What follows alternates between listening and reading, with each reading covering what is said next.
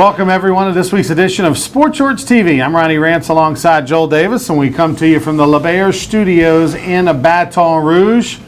This is one of those Mondays, Joel, where it's not Black Monday because that's Close. the last Monday of the Close. NFL season before all the firings happen. But if very you're an LSU fan, if you're a Saints fan, this is a Black Monday, and you get the feeling it may not be the only one this year. Saints and Tigers lose, but not only do the Saints and Tigers lose, Joel Davis, they get pummeled. 37-7, the Mississippi State Bulldogs beat LSU. Worst beating in that 110-year, history or whatever, that rivalry. And the New England Patriots beat the Saints 16. I think the third. Left in the third Wasn't quarter. even that close. Whatever it was way worse than that. Saints weren't even in it. They gave up 30 points in the first half. The only thing that got me through both of those was that I took what did I take on it? I took the over big time on the. Not only did I take the over on the total for the Saints Patriots, I took the over on the Patriots, which was 30.5. So I had the over practically at halftime. And just for fun, I took the Patriots -6. So it was just a wonderful day in the gambling window. I hated that I was right. You'll lose it all next weekend. And then on the LSU side, I think I took the over on Mississippi State. I wound up winning some on that as well. But anyway, that said, what was your takeaway from the weekend? It's pretty miserable. Miserable weekend. Great day at the Woodhaven Furniture Company. That saved my whole week because we had a great Saturday as usual at the Woodhaven Furniture Company. But Saturday evening was really hard to watch. I was trying to think which one was harder to watch. Oh wait, what a 7 days for you! You had the party on Monday night at the Dole Davis Casa for the Saints that was Monday horrible. night football game. Horrible. That's terrible. I got from Jump Street. I got to see my kids all together. Then on Saturday you grandkids. settle in after a big day at the office, thinking, all right, it was gonna be a fun night. Nah. Picked up a margarita on the way home. Wow, that's big. That And was then- huge. And then on Sunday, $12. you went to the game. We'll talk about that in a minute, but let's go back to Saturday. I was trying to find some positives in that game. But I'll tell you this. LSU right now and the Saints right now have a lot of similarities. And that is that they are depending on a lot of young players. They're depending on a lot of young players. And anytime you do that, more than one, you're not putting one out there and you can hide him.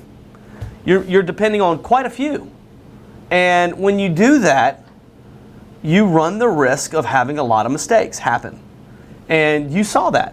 You saw that the undisciplined nature of a young football player.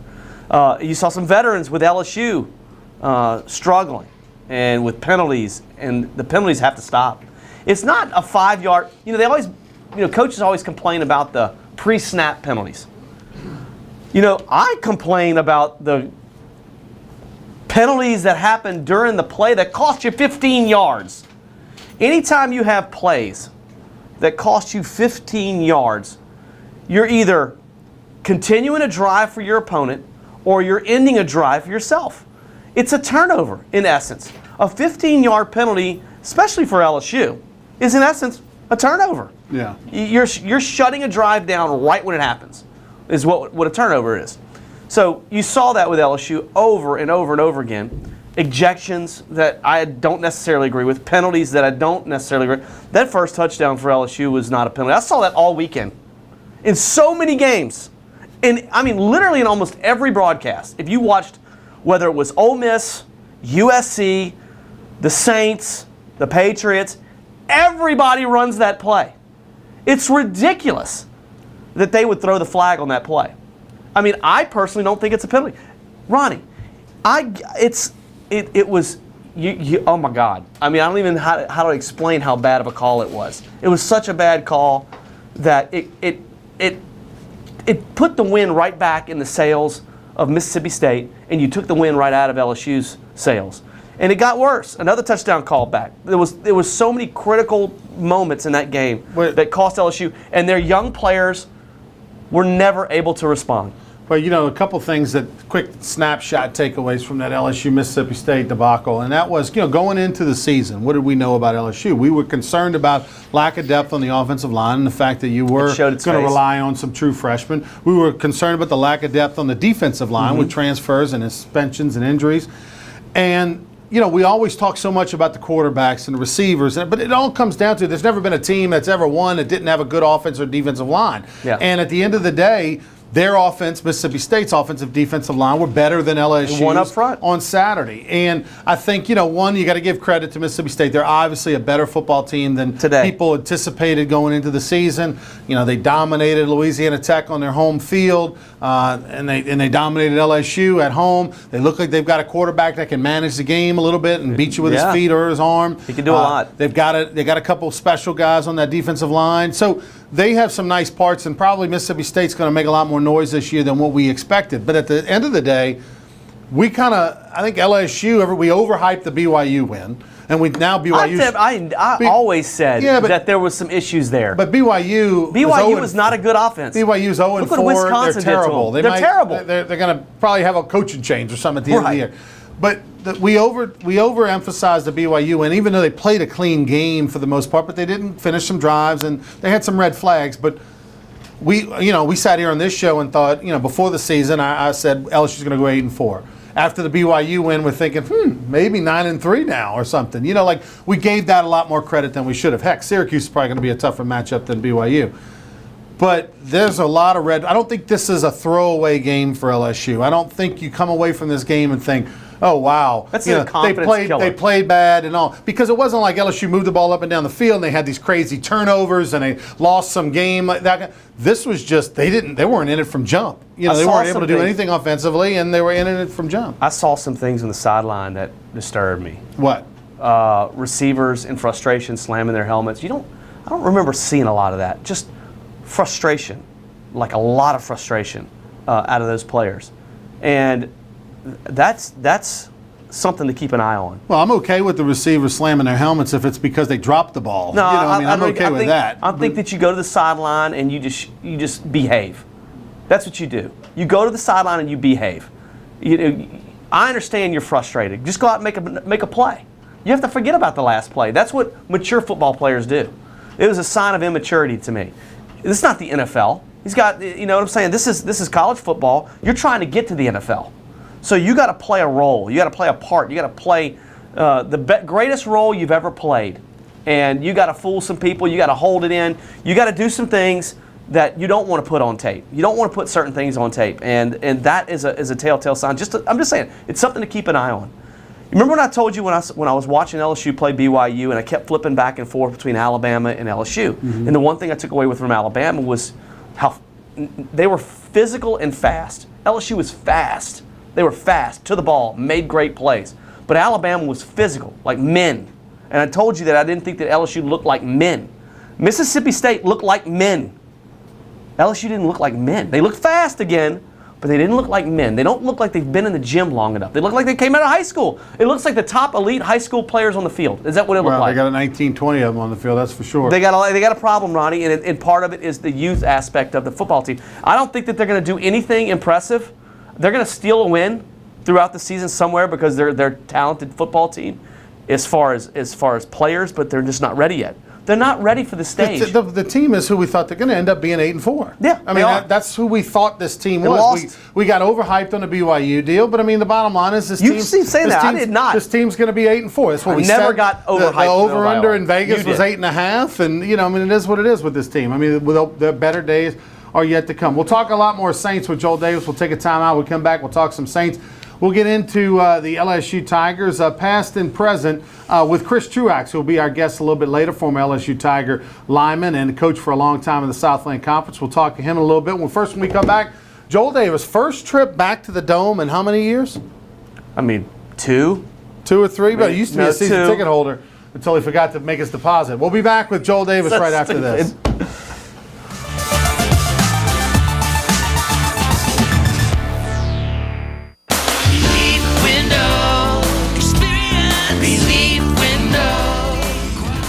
When my wife and I started Relief Windows, what we were trying to do, what our goal was to give a quality job to a homeowner. Everybody's scared of contractors. We wanted to change the mold of what that is.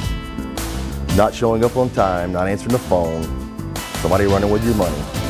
The reason why you should pick Relief Windows to do your renovation of your home, windows, doors, HardiePlank, or siding, is because of the experience, quality service of our company. Service is everything we have. It's the foundation of our company. We're going to show up on time. We're going to do the job right. Over 60% of our customers is customer referral.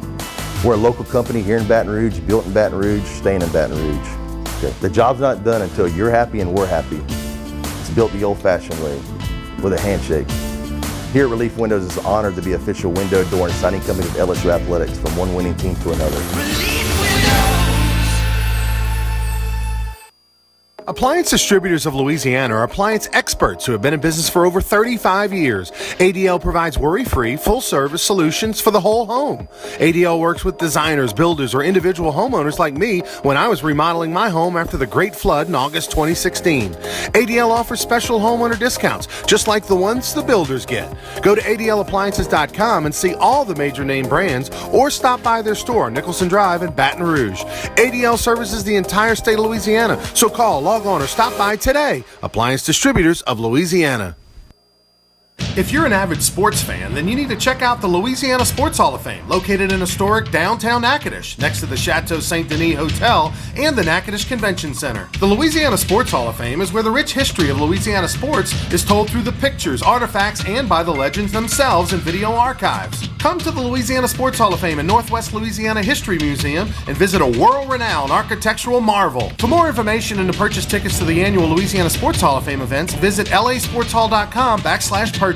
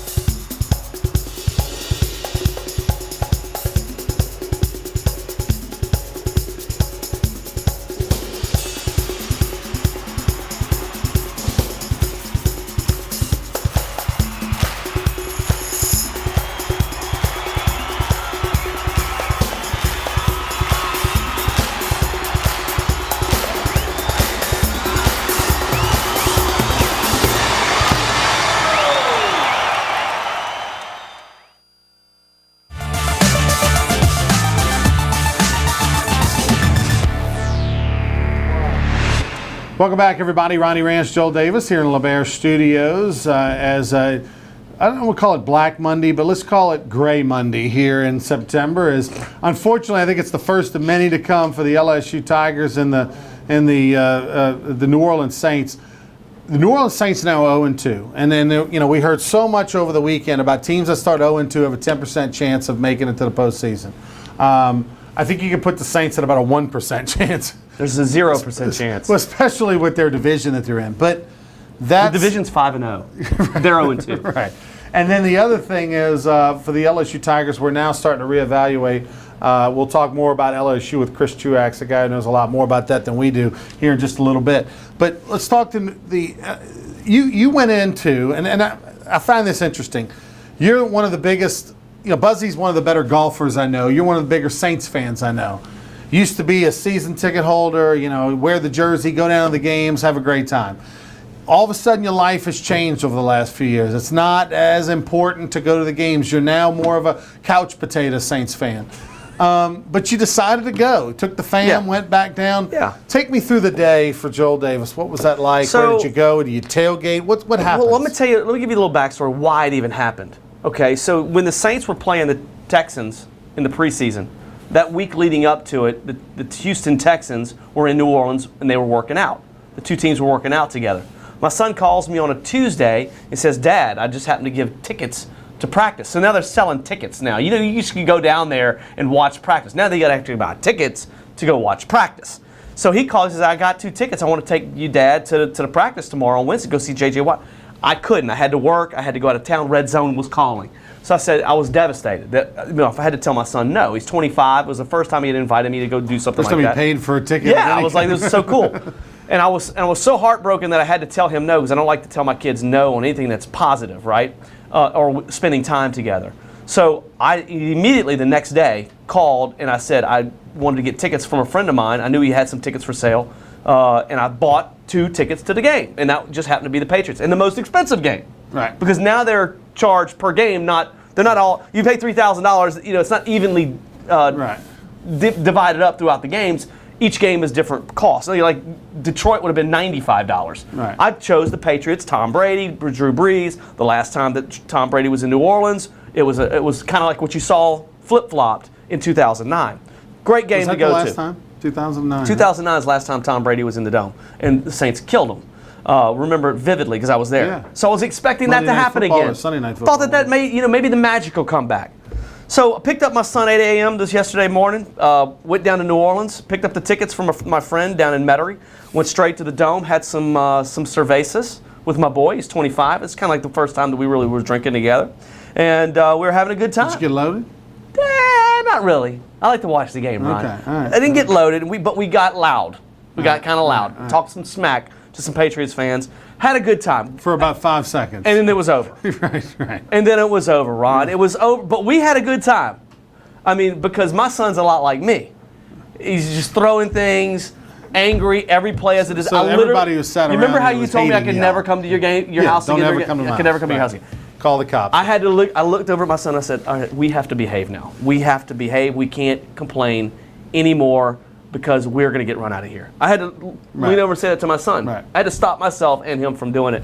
And then for the rest of the day, we just kind of enjoyed our company, and then we went home. We left in the third quarter, which I've never left a game early ever, Ron. I mean, I remember sitting in that dome when the Saints were being pounded by the Buffalo Bills in the last game of the season under Ditka, when they were down like 30 to zip. And I stayed there till the last snap because it was the last game of the season. I wanted to see my black and gold. Right. We left in the third quarter. My life has changed. Wow. Things have changed, Ron. Priorities have changed. Priorities have changed. Yeah. I like making money more than I like watching the Saints. Right. All right, so with that being said, it was a debacle. Let me just get to what I told you last week. What did I tell you last week about Kenny Vaccaro?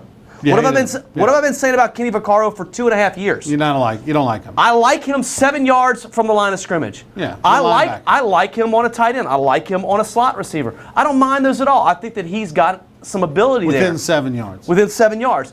As soon as you put him back anywhere in the secondary, either the safety or free safety position, why? That means you don't know your personnel. I know your personnel better than you know your personnel. That dude can't come. Blew 2 touchdowns last week in cover 2. And I told you that last week that he did that. Did I not on this very show? You did. Did Tony Romo not mention that in the Cover broadcast 3, he yesterday? didn't cover his third. So I don't know anything. Believe most people think. I do know one thing. I know football. And then yesterday, he blew it in a single high safety look. Where are you going? You've been in the league for 4 years. You don't know how to do a single high safety position? You don't know how to play cover 2? I mean, these are basic rules there's basic rules in zone coverage. There's rules. And he does it it's like a punter not being able to punt, bro. How do you punt all day, every day, but yet when the time comes for you to punt, you can't punt? Did you see where Kenny Vaccaro after the game? Of course, he was pulled and benched and didn't play I don't in the know why they second get half. pulled. And he was interviewed. He says he doesn't know He why. doesn't know why. Because you're terrible. They're not angry at you. They just think you're no good Right. anymore. They don't. You're so bad. They don't even waste their time explaining why Right. you're coming out. They just say, sit Well, they're going down. to show him in You know. film on Tuesday or Right. Monday. The Truth Monday, is that what Yeah, it's tell called? the truth. Tell the Truth Monday. That's what's going on over at He's gonna Coach O. find out. Tell the Truth Monday. Tony showed you on Sunday. He did good. He's His great. voice is bad, but his Oh, information's good. But you know what? I'm Yeah. okay with that. Yeah, I mean, because obviously. his But voice. his information was good. He's great. I like that it's different. It's not your typical Troy Aikman, gotta be broadcaster. Right. I like it. He's a guy who Right. knows football. Isn't that what we want?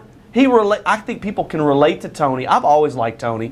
But Kenny Vaccaro is terrible. It wasn't just By the that, way, Ronnie. The before secondary, we get too far the youth. off, we love Tony Romo. We hate Rex Ryan. Go ahead. Yeah, I hate Rex That Ryan. was awful. That Yeah, it was was- awful, by the way, when he did the game the other night. He's awful. He's terrible. He's trying to be a broadcaster, and he's not. Be yourself, like Tony did. So the youth and the safety, P.J. Williams, not understanding assignments.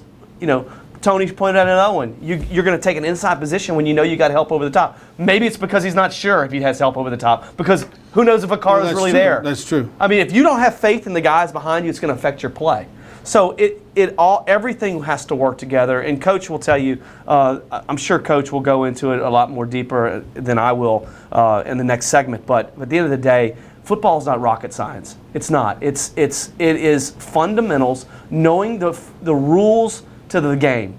There are rules that you follow in zone coverage. There's fundamentals to those rules, and you're taught those in high school, Ron. These are taught to these kids now in high school because of 7-on-7. Yeah. Zone, man's easy. You just got to be athletic, and you got your guy. You just got your guy. You got your guy. I got my guy. You got your guy. You got your guy. Okay, everybody's got their guy. Zone, there's things that you have to know, and if you do those, you should be okay. By the way, the Saints take on Carolina this weekend. Olsen, the tight end, You're gonna be shocked. I think they might win the game. He's got a broken ankle. Yeah, and that's why. Carolina, But a couple quick takeaways. Do you think Sean Payton makes the season? Okay, that's the next thing. I'm glad you're going to ask me that. Yes, of course. Think he makes the full he's gonna 16? Of course. Okay. He's going to give an opportunity. They're going to give him the opportunity, and plus the dude won a Super Bowl. You're going to respect that. I mean, he won a Super Bowl. I think I was like 8 years ago. Was I 21 9 back years then? ago. That was a long time ago. Yeah, I was 40, I think, when Yeah. it happened. That was unbelievable. Yeah, It was great times. Yeah. Those are far gone. Way long. Let me tell you something, Ronnie. He's been here for 12, 13 years. Why are you rebuilding? It's because you've made so many damn mistakes. When you make this many mistakes and you're 10 years in, there should be no rebuilding. This should just be retooling. Well, the problem- they are rebuilding, and you can't do that The problem with for Drew the Brees. Saints is you're headed to 4 losing seasons in a row. You're going to fire your coach and his staff. That's inevitably going to happen, with or without Tom Benson knowing what's going on. And you're going to probably lose Drew Brees. I mean, he's gone, Drew's going to take a look and he's going to see who you're going to hire coming Yeah. in. But regardless of who he hires, the personnel's not going to change drastically enough. Ronnie, he's and so gone. you're going to lose your coach, and you're literally back to Hazlitt. You're Well, literally back to let's yeah, hope- except a few more fans in the stands. I mean, you're back to starting from scratch with no quarterback and no team. Well, no, they signed Taysom Hill. Remember, they got a quarterback now. and Chase Daniels, who They looks up to Bradford. I mean, they wasted 3 years with Grayson. They got Danielson back, Right. And then you go get Taysom Hill, who by the way looked phenomenal in preseason. But we know what preseason is. Right. So now you're right. It's going to be a top 5 pick this time, because I'm going to tell you, Ron, it's over. You're watching, fans. You're watching the last days of Drew Brees. Enjoy it while you got it, because he's not going to sign with the Saints next year, Ronnie. He's not going to do it. Unfortunately, Drew's going to win He's gonna enough get $30 games to where they're not million. going to get the first pick. They're not going to No. get the first pick to get the quarterback from USC. Well, because they're going to I don't want that dude. Drew's going to win. I don't want Darno. You don't I like don't want that? that. You don't Dude, like give this? me Arden Key, not fat Oh, Arden Key. wow. What happened to Arden Key? We'll talk bro. to Chris He's been out of Truax football. about Dude, Arden he's Key. gonna be fine. What's He's gonna be fine. Where happened to Arden Key? Dude, they all do that, Ron. Yeah, but I mean, like, he seriously. ate a lot. We're going to take a break. He's Joel Davis. He's gone. Thanks, Joel. Bye. Appreciate it. We come back. Who dat? Chris Truax will join us, former LSU Tiger, offensive lineman and coach, and we'll get his take on LSU a lot better than Joel's. Thank you. It's true.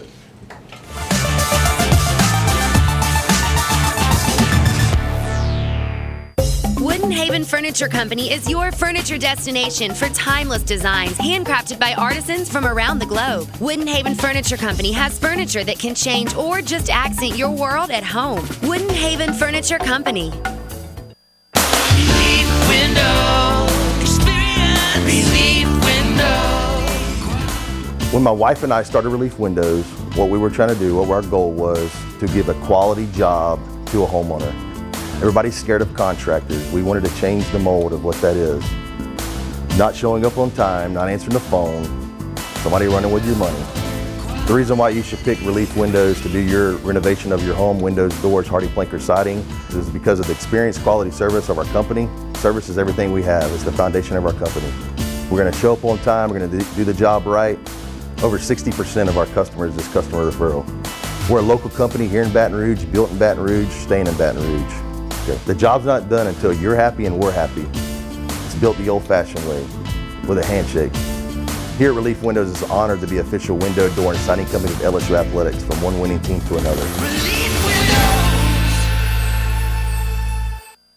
Be BR Mattress Company is the only name you need to know when looking to buy a mattress anywhere in Louisiana. BR Mattress Company is located in the Live Oak Shopping Center on Florida Boulevard between North Foster and Acadian. BR Mattress Company offers all the top name brands at 50 to 75% off retail prices. That's a $5,000 mattress for only $1,500. BR Mattress Company is open 7 days a week, and owner Mitch Kimball and his staff will provide you with laser-like service and a PhD in mattress education. If you want the best night's sleep of your life, go see the experts, Baton Rouge Mattress Company.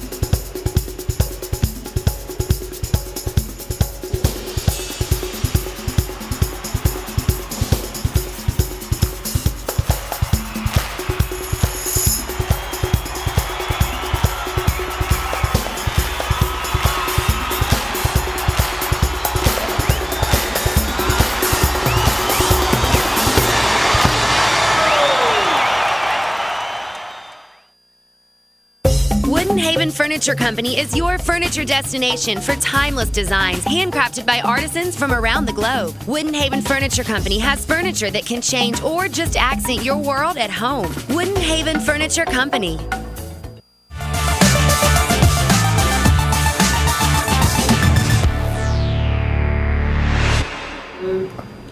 Welcome back, everybody. Ronnie Rance here in LeBaire Studios in Baton Rouge. Got a lot of great concerts coming up this fall over at LeBaire's. Better Than Ezra is going to be in concert over there soon. Brett Michaels going to be doing a show. So go to Ticketmaster.com or go by the Sundry Store and get your tickets now, because all those shows will sell out. So make sure you get on by there. Chris Truax joining me. Only got a guest that can kind of match my size here at the Sports Shorts. Good, man. Thank you, brother. Yeah, good to see you. Are. Good to see you. Too. Natchitoches is treating you well, I guess. It's treatment well. Your old stomping grounds, where you were assistant at NSU for a while. I was, man. Good times. I love it. And what a blessing. What coaches were you under over there? Just one. It was Scott Stoker. Yeah. Yep. You know, typical deal. You win a championship, they run you out. You know, they don't like those head coaches getting too strong, man. That's right. Yeah, and then you had a talented guy by the name of John Gilpin played for you over there. Let me tell you something. John was talented. He really was a tough guy. He was, the original H-back. He was. The original H-back. Yeah. Of course, now John works over at LeBaire's. So, obviously, a former LSU offensive lineman, and you follow the Tigers closely. What was just your reaction to what you saw on Saturday? Well, you know, first of all, everybody needs to take one step back. You know, it's one game, and the testing sample prior to that game has not been real defined. Obviously, the attrition of this ball team in the offseason has shown, and it definitely has mattered. Didn't matter the first 2 weeks because you're better than those guys you're playing. Now you get some parity out there on a Saturday night. You're on the road. You go in there with some injuries that you weren't, didn't have maybe the prior 2 weeks, or they were caused by the prior 2 weeks. They just got beat. Let's just chalk it up and move on from it. They got beaten every phase of the football game, and it's disappointing. The win-loss record between LSU and Mississippi State, it's astronomical in LSU's favor. It doesn't matter home, away, or wherever they want to play. And but hey, my hat's off to Coach Mullins and his staff, and Todd Grantham, their new defensive coordinator, has got that Mississippi State defense playing with an edge. And then Fitzgerald, the quarterback, just beat LSU with his feet. Mm-hmm. You know, being a former lineman, you understand how important that position is, and most people do. You know, even though you talk about the receivers and the quarterbacks and the DBs and the linebackers, and we focus usually on so much else other than the guys in the trenches, which matter the most. But give an idea to the folks out there, rotational wise. You know, people always talk about lack of depth on the offensive line or defensive line. Really gone are the days. I mean, it's nice if you have the luxury of having 5 offensive linemen and you got them game 1 and you got them game 11 and they never come off the field. But that's really not realistic. And talk about how to rotate and keep not only offensive linemen but more particularly defensive linemen fresh, and how many you usually need. You know, Ronnie, it's interesting because you really want congruency in that offensive line. You really want 5 guys seeing the same thing, basically out of one set of eyes. And I think they had, a little bit of that from some carryover from last season, although they mixed and matched their personnel, bringing the guard out to tackle and so forth, and taking the center and moving him out to tackle. But they had some more depth at that time. Right now, they don't have the depth to do this kind of stuff. If it was my choice, I'd want the same 5 guys in there. You're number 2 for a reason. And when some of these young guys came in there, those 2 freshmen guard, which have done a tremendous job over the last 2 weeks. Well, Saturday night, the game picked up. You're in the SEC now. Mm-hmm. That guy right across you might not have the same star rating as you, but guess what? He's as hungry and as athletic and as big and as physical as you are. And so in the offensive line, I choose to myself to have the same 5 guys on a constant rotation because less is more. The communication up there when those defenses, they got a lot of defensive structures, a little different looks this past Saturday where they weren't seen in the last couple of weeks. So now these young guys are going to be able to take that experience in to Syracuse. On the defensive side of the ball, you have to rotate because for a defensive lineman, it's his job. He goes north, south, east, and west. He is to the sideline. He's to the wide side of the field. He's hustling down, adjusting his angles. So, those guys work extremely hard. And what I think caught LSU this week is, they've been averaging 70-plus plays a game this past few weeks. Yeah. Well, guess what? Now their defense has been about 40 to 50 plays a game. So you're loving that as a coach. You're fresh, man. You're high-fiving. The attitude's good. Well, now you're D-lineman. You're going 75 plays a game. You've got some attrition in there because of injuries. You've got an ejection in there. You got some penalties. And you've got some youth in there. And you're playing some option football, which is, it's gap designation. Defense is nothing more than gap recognition from the Pee Wee to the Pro Bowl. Going into the season, people talked about it. They talked about the offensive line and the defensive line, and for whatever reason, we kind of glossed over it a little bit. They'll be okay. They got good players. They'll be okay. Right. I think the offensive line has a chance of maybe getting fixed a little bit sooner than the defensive line. And what I mean by that is, you rely on more, and you just said it, you rely on more defensive linemen than you do offensive linemen. Right. Because the way the game is played traditionally, you got your 5 offensive linemen, and hopefully you got the right 5, and you don't replace them unless they get hurt. Right. And then you fill them in. But on a defense, you want to have 8 guys. You want to be able to have, 8, 10 guys that you can rotate in there if possible. They don't have it. They're not going to have it. And that's a real problem because the schedule's only going to get tougher. The schedule's going to get tougher, and I think maybe Coach Aranda, with his staff and his personnel groupings, is starting to realize that, where he's trying to get more players to develop like Arden Key, who's kind of that hybrid guy who can rush the passer, who can be a 2-gap run defender, but also can drop to a flat or drop to a curl. I think right now you've got more of those types of players than you do true defensive linemen because, the closer the ball you get, the tougher you've got to be. And obviously, this past Saturday, Mississippi State won those battles. When you saw Arden Key last year, and then in the bowl, in the regular season, when he was dominant and set the sack record, you saw him for the first time because he didn't play in the first couple of games, and it's obvious he's gained a lot of weight, right?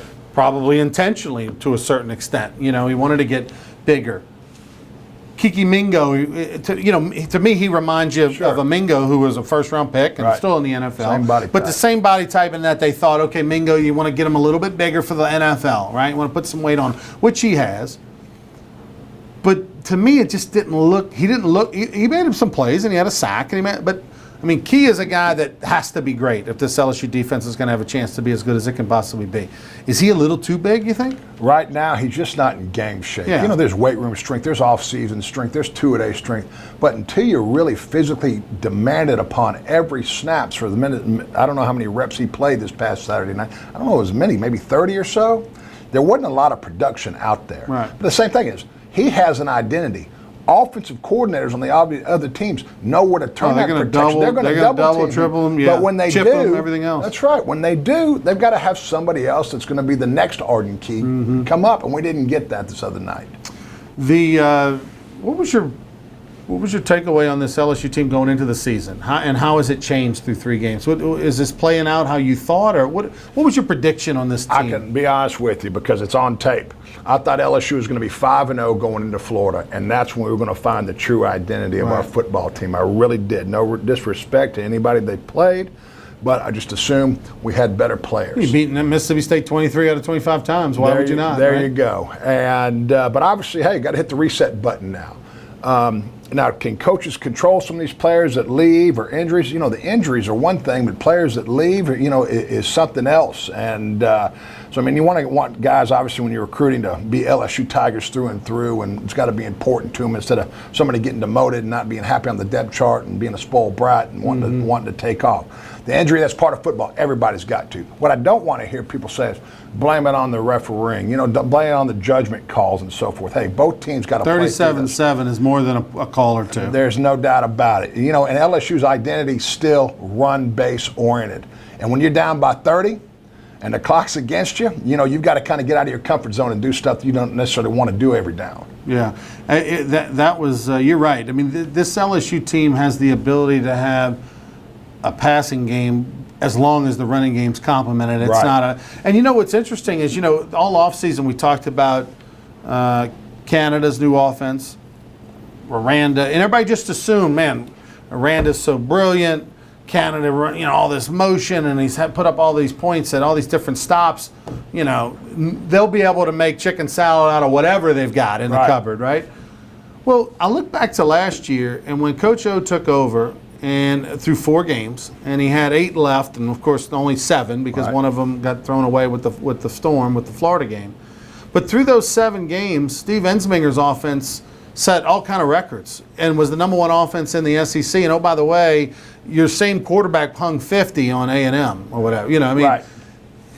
that offense hasn't looked as good and through 3 games. I mean, even though they blew out BYU and they took care of UT, there hasn't been the big plays in the running game from Geis. Etling doesn't, you know, he threw some balls deep in game 2, but he threw in a double, triple coverage and had out-athleted Right, him on some right. of those. Weren't there, you know, Etling, I thought Etling was going to, I thought that A&M game was going to be his coming out party, and it was going to carry over, and we just haven't seen that carry over, whether that's the Canada system or Etling's taking a step back. But man, under Ensminger it was rolling, and it just hasn't been that way this year. Well, because under Ensminger you still had some carryover, but yet Steve took that passing game to a different level every week. You know, ultimately, every player in that offense is still just a spring and a two-a-day under Coach Canada. Right. So they're still trying to figure out maybe a few personalities. They might not have every piece in the puzzle the way they want it right now, based on an injury or somebody leaving that, you know, they thought they were going to have, so they had to adapt to it. But I think Danny, it's, you know, they get all the credit and they get all the blame. When you got to give up on your running game in the second half of the game to try to get back in it, your offensive line's having problems in pass protection. Penalties keep besieging you. Right. You know, all those stuff just catamount and just add up, and it takes a mental toll on you, especially if you're one of these young guys that they're depending on that's not used to having that happen to him. By the way, you know, to point out that A&M game, that was also the game where Geis set the single game rushing record. You know, Yeah, so I mean, right. in the game where Etling went off, there was a guy going for 280 or whatever. They got a compliment. So that, you know, and let's, you know, no disrespect to Danny, but I mean, he didn't win a job at Purdue. Right. You know, I mean, and so he's not a guy that's expected to come in here as a 5-star slinging it around. He's got to be able to, Geis has got to go for 120. 150, and then they throw the football Right. deep and put the nail in the coffin. If it's 75 yards and you're down 2 scores, and It's not there he yet. doesn't have the weapons, No, the experience. that's right. That's going to be a tough deal for the Tigers. He's Chris Truax, a former LSU offensive lineman in the late 80s, early 90s, and of course went on to coach a long time in the Southland Conference. We'll take a break. When we come back on the other side, we'll continue our conversation with LSU. We'll talk a little Saints as well. Before we do so, just want to tell you about Relief Windows, one of our great sponsors. Been with us for many, many months. You know, and this guy, of course, in the home building business, Brandon Holly and those guys over Tremendous there do a product. fantastic job. I put them in my house. And fantastic windows, lifetime warranty, and you don't pay until the job is complete. We'll be back with more Sports Shorts right after this.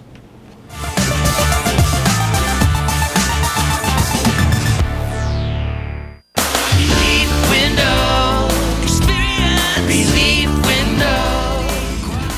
When my wife and I started Relief Windows, what we were trying to do, what our goal was to give a quality job to a homeowner. Everybody's scared of contractors. We wanted to change the mold of what that is. Not showing up on time, not answering the phone, somebody running with your money. The reason why you should pick Relief Windows to do your renovation of your home, windows, doors, Hardy Planker siding, is because of the experience, quality service of our company. Service is everything we have. It's the foundation of our company. We're going to show up on time. We're going to do the job right. Over 60% of our customers is customer referral. We're a local company here in Baton Rouge, built in Baton Rouge, staying in Baton Rouge. Okay. The job's not done until you're happy and we're happy. It's built the old-fashioned way, with a handshake. Here at Relief Windows is honored to be official window, door, and siding company of LSU Athletics, from one winning team to another. Relief Windows. Appliance Distributors of Louisiana are appliance experts who have been in business for over 35 years. ADL provides worry-free, full-service solutions for the whole home. ADL works with designers, builders, or individual homeowners like me when I was remodeling my home after the Great Flood in August 2016. ADL offers special homeowner discounts, just like the ones the builders get. Go to ADLappliances.com and see all the major name brands, or stop by their store, Nicholson Drive in Baton Rouge. ADL services the entire state of Louisiana, so call, log on, or stop by today. Appliance Distributors of Louisiana. If you're an avid sports fan, then you need to check out the Louisiana Sports Hall of Fame, located in historic downtown Natchitoches, next to the Chateau St. Denis Hotel and the Natchitoches Convention Center. The Louisiana Sports Hall of Fame is where the rich history of Louisiana sports is told through the pictures, artifacts, and by the legends themselves in video archives. Come to the Louisiana Sports Hall of Fame and Northwest Louisiana History Museum and visit a world-renowned architectural marvel. For more information and to purchase tickets to the annual Louisiana Sports Hall of Fame events, visit lasportshall.com/purchase.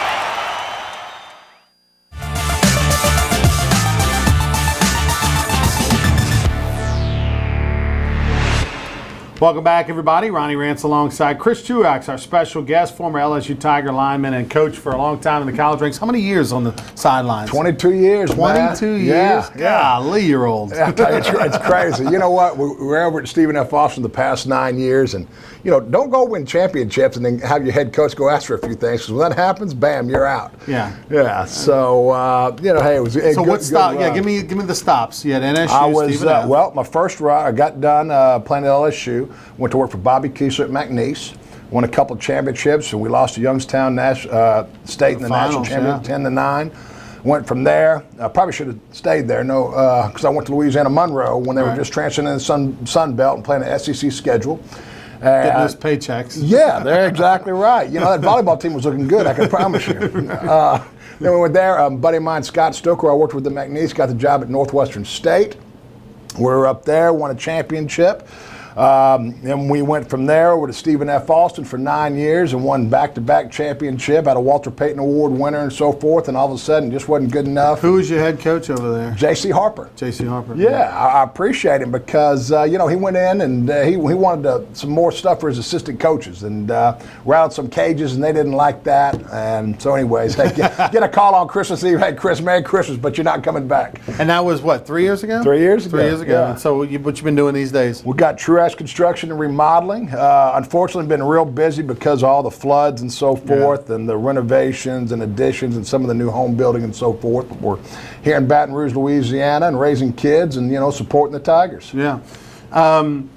You mentioned Stephen F. Austin. They had one of the more exciting finishes on Saturday you'll Saw ever that, see. yeah. Stephen F. was playing Incarnate Word, and it was tied. And on the final play of the game, Incarnate Word's got the ball in about their own 30. They throw a deep bomb over the middle. It gets intercepted, and the guy goes 80 to the Right. house at the horn Right. for Stephen F. Austin to win. So that was pretty incredible. And then congratulations to the Demons, Northwestern Go State. They hadn't Demons. won in a couple years. Right. Coach Roberts over there got a victory. They had a close one, an exciting game on CST. It's actually going to air a couple times this week over there. But 35-28, Northwestern State won their first home game of the year. So. Proud of Northwestern State, and Natchitoches is a great town, and congratulations to you being Yeah, in charge thank you. of being in charge of the Hall of Fame and getting some of the Natchitoches Yeah. meat pies over there. Lazion. Yeah, you're looking good, dude. Pretty good, Yeah. good. And Chris Maggio. Love Chris he's now the Maggio, new now president. That heading in the right direction, and that's a special job over there, without a doubt. Mm-hmm. We love their time over there. Jay Thomas and his staff, Brad Laird's buddies of mine, and always wish him best. And of course, Tim Rebo's a good friend of mine, doing a tremendous job. Nichols. At They almost Nichols. pulled off the upset at A&M. They had a chance, Went down. My nephew plays at McNeese, so I went down there to the Nichols game on Thursday. And that was always my deal. And Jay's, or Tim's always said, they could play on Thursday nights because they got crowds. Right. Otherwise it's a suitcase college. Everybody's coming to Baton Rouge or doing something else, but it's a tremendous crowd down there. And wish those Let me guys ask you the about best. Timmy Rebo. Well-liked, good personality, spent a lot of time at UL Lafayette and did a great job over there as an assistant, and of course went over to Nichols, took a few of those guys with him.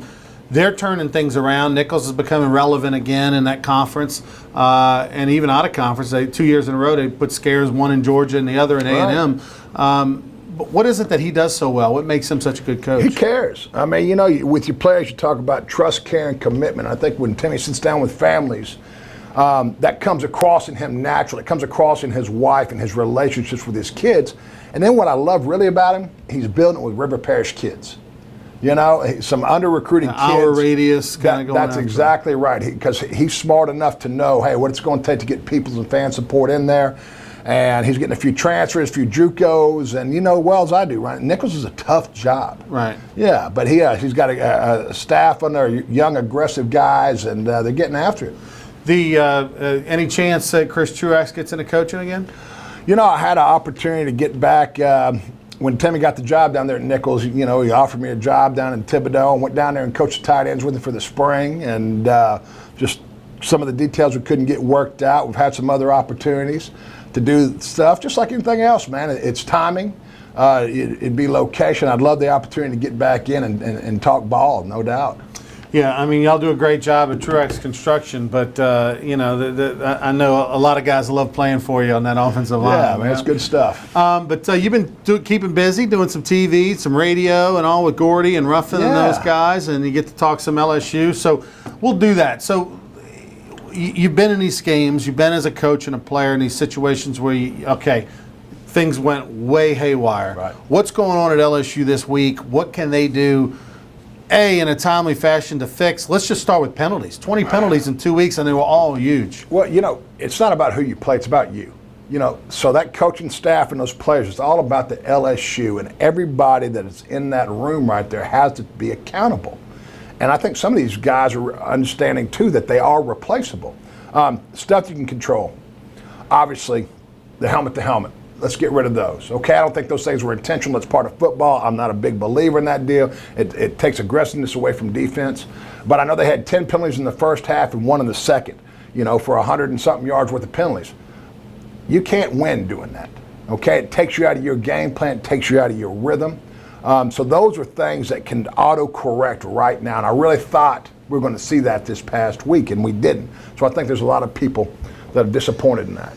I'm surprised that how many people go, all of a sudden they're going, oh, this is just undisciplined team, the coaching staff. No, you're not. I'm like, this isn't the Mike Archer days, which you were a part of, where, it's Katie bar the door now. That's right. But I mean, they are doing what you would do. You make a penalty, you're getting up at 6:30 in the morning and you're running. And, they're doing those discipline type things. They're making them do the sit-ups or the gassers or whatever, all the, brilliant things people would do.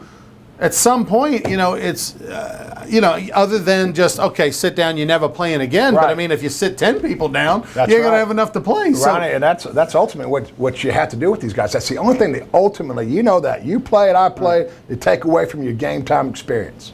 That's what matters to these guys. They ain't crazy about practice, regardless if it's indoors, outdoors, shorts, t-shirts, full pad, scrimmage, or whatever. But everybody wants to play on a Saturday night. And so, I mean, that's truly what you can do. The problem is, with the attrition they've had through people leaving and injuries, you take one out, well, guess what? Right. I don't know who the next guy is. I'm looking at the depth chart myself going, who is this kid, you know? Well, no doubt that they'll try to use those non-conference games to send messages, because that's where they'll sit there and go, okay, well, we can win the game without so-and-so and so-and-so. We got to send a message and let them sit a half or a quarter or whatever. Right. Just try to send a message. But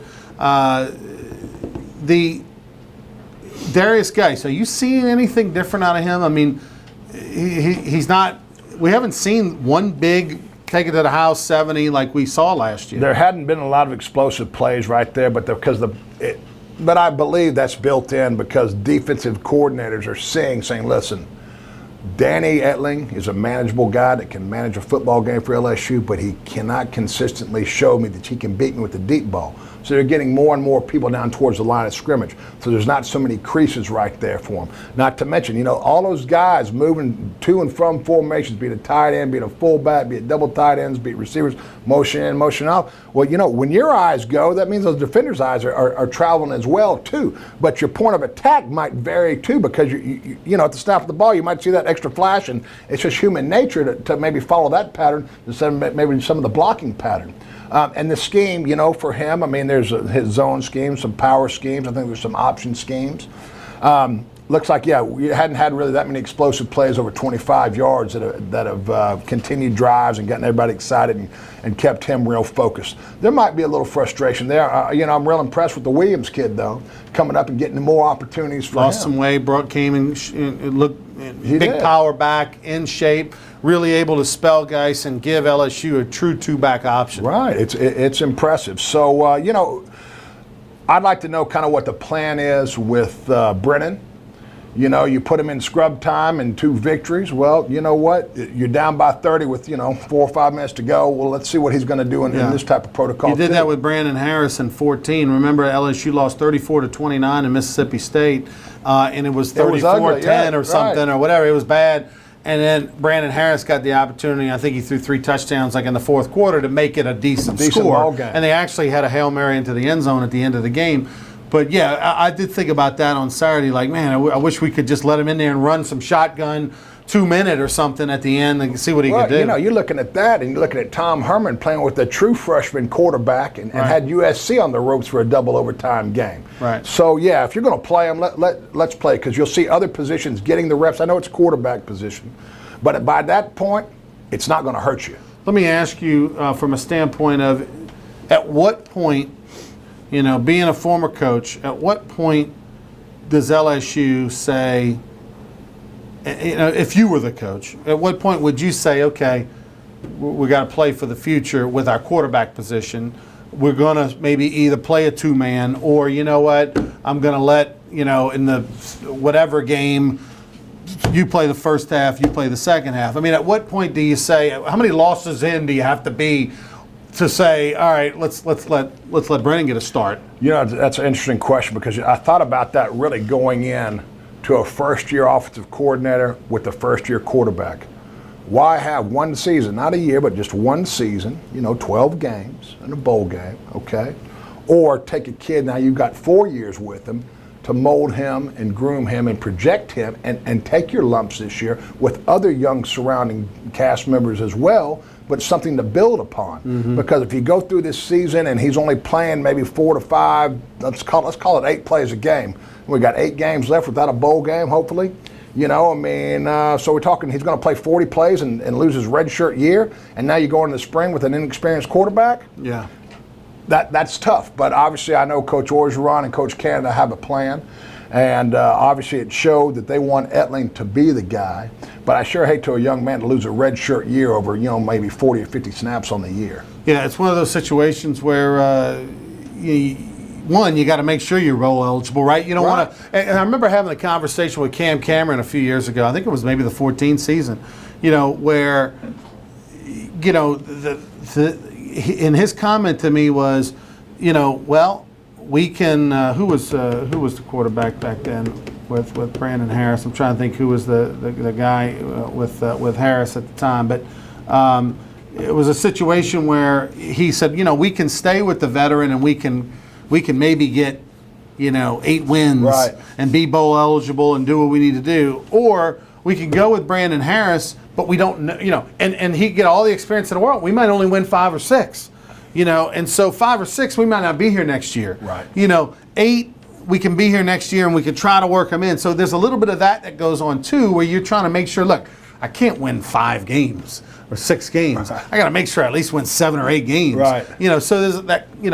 Is that even as much as you want to get him experience, there's still the need to win enough. Well, I agree with that, but I mean, obviously, we've got people playing in bowl games now without winning records, and we sure don't want that. But they're paying Canada and Iran way too much money. Yeah. They'll be here next year. Yeah, they'll be here next year. Okay? Yeah. Let's talk some Saints for a second. Did you grow up a Saints fan or were you Cowboys? You know what? My father finished his career with the Dallas Cowboys, Right. raised in Dallas, so, I'm a Dallas fan. Well, then talk Dallas for a minute. My goodness, they were a 2.5 point favorite. And of course, I take them, but I did take the over in the game. So the over I good took for a little you. better Yeah, than yeah. that. But boy, I was shocked to see the Broncos, who obviously we know they had a good defense. The fact that they could hang 40 with that quarterback is pretty impressive.